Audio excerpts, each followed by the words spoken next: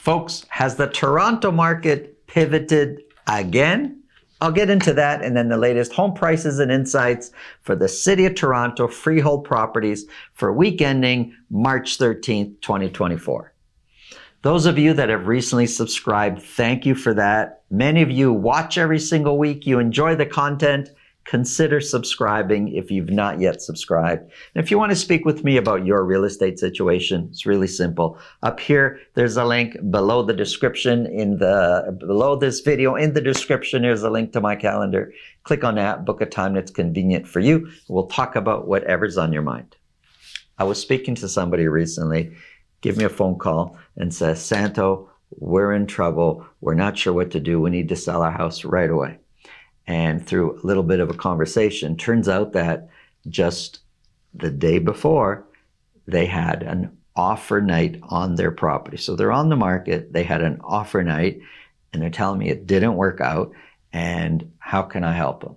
Well, politely, I had to let them be aware that they are under contract with another realtor, and our rules are pretty clear that we're not supposed to interfere. So I couldn't really do much with them and referred them back to discuss things with their realtor.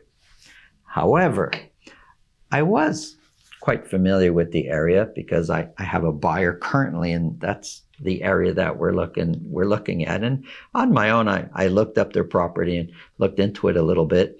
And it, sure enough, just the way they said, they had an offer date and it didn't sell.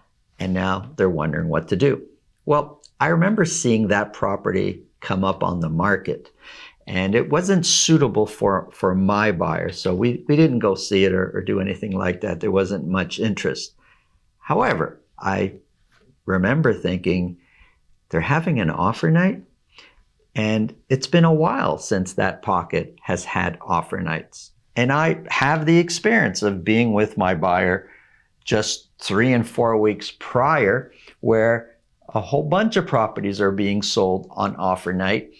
And then that kind of stopped working. And over the last couple of weeks, properties are being listed more traditionally without an offer night. Yet this home went out with an offer night, and their price even wasn't that aggressive as far as an offer night pricing strategy goes. If somebody took the time, somebody meaning their realtor, took the time to actually study the market in that pocket, look at all the recent sold properties and gone back a little bit, read the brokerage remarks for offer nights, see the list price versus sold price, and study the properties that are on the market in their neighborhood that they're competing with. You'd quickly see those 4 or 5 other properties in the neighborhood. They all had an offer night 2 or 3 weeks ago and now have relisted, and their offer night was not that successful. Yet this person went on the market, offer night, and it didn't work. I'm saying this because markets change so fast these days. I'm noticing that. You know, when I talk about the numbers shortly after this section, I'm going to get into the data. The data that I talk about, although accurate, it really summarizes the whole city of Toronto. But there are hundreds of micro markets across the city, and you kind of got to really be prepared to do the work to understand what makes sense. If you're buying and putting an offer, what makes sense? If you're selling, how you should organize your pricing strategy. And I see tons and tons of people making mistakes this way. So this person who called me, they're in trouble now. They did tell me right away before we even got into the conversation that deeply that they need to sell. They're desperate to sell. And now they're stuck. It just wasn't the right thing to do. And if somebody just took the time to actually study that area, they would have figured it out. I see this with buyers that I'm working with. I've got this one buyer in particular. He's open to buying in this area or buying in this neighborhood or buying in that neighborhood. And the reason he's so open to different areas, and there are different parts of the GTA, is because he works closer to one, he's got family closer to another, wife works more closer to the other area, and depending on which area they can get the home they want in their price point, and the price point works for each of these areas, he's open to living and buying in each of these areas. How we behave as far as buyers go in each of these areas, though, is different. In one area, a property comes up on the market. If we don't get to it right away, there's a good chance it's going to be sold in 1 or 2 days. Another area, we have time, not because properties aren't selling, but because almost every property listed is listed with an offer night strategy. So we know it's not going to be sold in 1 day unless there's a bully offer, and we're not going to be competing with the bully offer anyways. It'll be out of our price point. So we know it's listed today. In 5 or 6 or 7 days, there's going to be an offer. We have time to book the showings over the weekend. And then in a third, rarely does a property even come up. It's really, we can see 1 or 2 today. It might be 2 weeks or 3 weeks before we could see another 1 or 2. But it's the same type of home, same price point, different neighborhoods.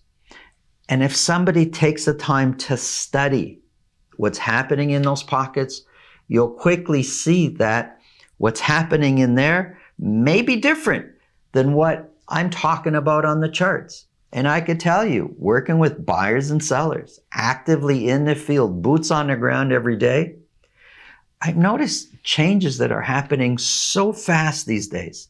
It used to be the market was one way for months and months and months and months. Not anymore. It could literally, in a week or two, be a different market. And that could be overall, but it could be in the different pockets. For example, if I say, yeah, I'm looking in this one area and the market right now is, it's more calm, it's more relaxed, properties are sitting on the market longer. People in Scarborough are going, what are you talking about? Just about every property here is being sold with an offer date. It's a whole different buying experience in the different pockets. The market changes quickly and people get caught. People make lots of mistakes, especially sellers. They make mistakes. The market could be going up and up right now. And okay, no problem. Let me get my house ready. They take a month to get their home organized. It could be in a different market. And unfortunately, many sellers, their memory is not necessarily focused on some of the things it needs to be sometimes. If a property in their neighborhood sold for $2 million and the seller feels that's a good price, usually that's what they focus on.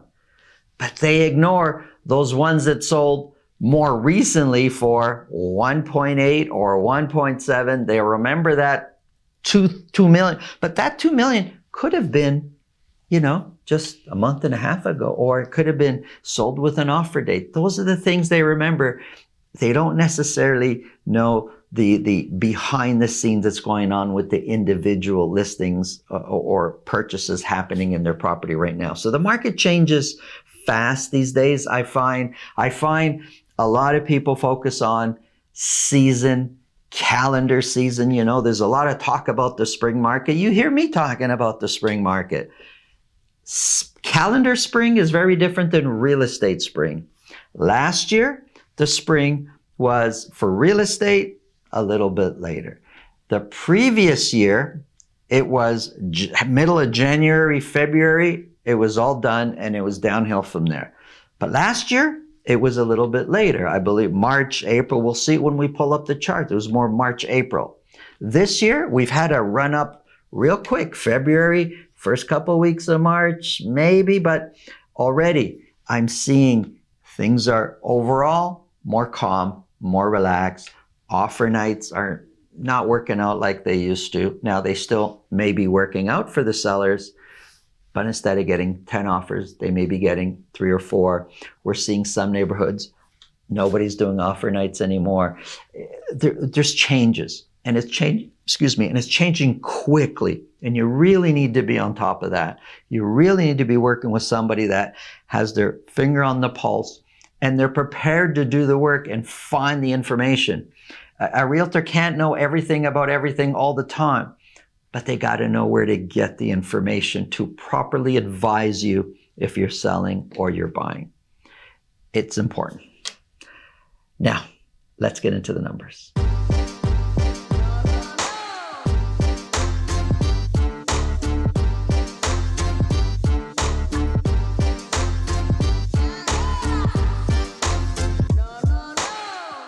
Here we go, folks. I'm only focused on the city of Toronto today and freehold properties. We've got detached, semis and towns. I do have condos here just for reference, but we're not talking about condos. That's a different show. Towns have been, these are freehold townhouses. Overall, prices have been trending up. The last few weeks, though, with semis, looks like prices are trending down, and detached, overall, prices are trending up. Let's look a little bit closer here. So this is for detached properties only. Again, just the city of Toronto. For week ending March 13th, 159 detached properties were sold. Sales trending up. It's kind of what we expect. 32 of those 159 were sold at $2 million or more. So that's the luxury market. It was trending up at 32, a little bit lower than what we've been seeing over the last few weeks. Average sold price did come down quite a bit from the previous week. It's now sitting at $1,660,000. But overall, if I kind of go to middle of January, the beginning of the year, prices overall have been trending up.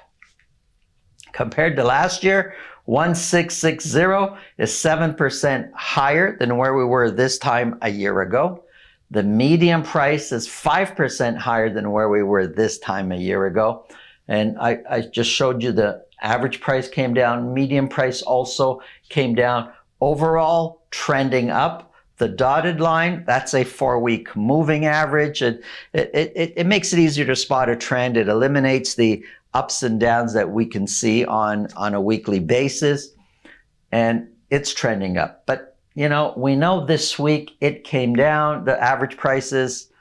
We don't know if that's a trend yet, but things are a little calmer out there. Let me just say, you know, boots on the ground, my experience being in the field, things seem a little bit calmer overall out there in many areas. 159 were sold, 57 have sold, or 57% sold at list price or more. That percentage is kind of in line to where we've been the last few weeks. 255 were listed, active listings. Look, it's trending up. Like each week, it just seems there's a little bit more, a few more listings out there, but a few more. It's not dramatic. We went from 872 to 919, then to 936, 979, you know, there's 20, 30 each week, a few extra more. This past week, 993 to 102. What's that? Nine extra properties available for sale. You're just not going to notice that in the overall city of Toronto. Months of inventory, been pretty steady. We were at 1.6 for a while. Now, 1.5 for another while, for 3 weeks. So months of inventory is pretty steady. That's the whole city. But different pockets of Toronto, they have their own markets. There's so many micro markets that you need to stay on top of and you need to know. And the data is out there to learn it and understand what's going on so you could make proper decision in your selling and buying out there. Let's have a look. 1.5 is the overall average. I point to Scarborough because it's always one of the most competitive parts of the city. 1 month of inventory, 68% sold at list price or more. Scarborough is pretty much a seller's market. The Beaches, 1.4 months of inventory. Etobicoke, 1.2 months of inventory. More than half of those properties are selling at list price or more. Let's look at York Mills Rosedale. It's got one of the highest months of average prices, 2,528,000. That's the average sold price. We often see the average sold price at 3 million or more. 58% of those properties sold at list price or more. And that's an average price. So, I know people talk about who can afford these, what's going on. There's people buying. People are buying and selling properties out there. Here's semis. 47 semi-detached were sold. Sales are down from the previous week. 9 of those sold at $1.5 million or more. Average sold price down from the previous week to $1,251,000. It seemed for a while prices were going up, and I guess at our high point this year so far, average sold price for semis was in the mid 1.3 million. We are now much less than that, sitting at 1,251,000. So has semis, have they gone through their cycle? Is it downhill from here? It's tough to say. It's really tough to say. Average sold price for semis is currently 9% higher than where we were this time a year ago. Median price is 4% higher. And just like I showed on the previous chart, although this time I'm using the 4-week moving average, the dotted line, prices were trending up, and now because it averages out, it kind of shows that it's a bit flat, but we kind of see it maybe coming down a bit. Months of inventory sitting at 1 month of inventory, so pretty much still very much a seller's market when it comes to semi-detached properties. The amount selling at list price or more, 66%. 2/3 of those properties, the semis, are selling at list price or more. It's very competitive. Townhouses. 21 townhouses were sold, so sales came down. Average price still climbing. Now it's at $1,243,000. These are freehold townhouses. The median price is 9% higher. The average sold price is 2% higher.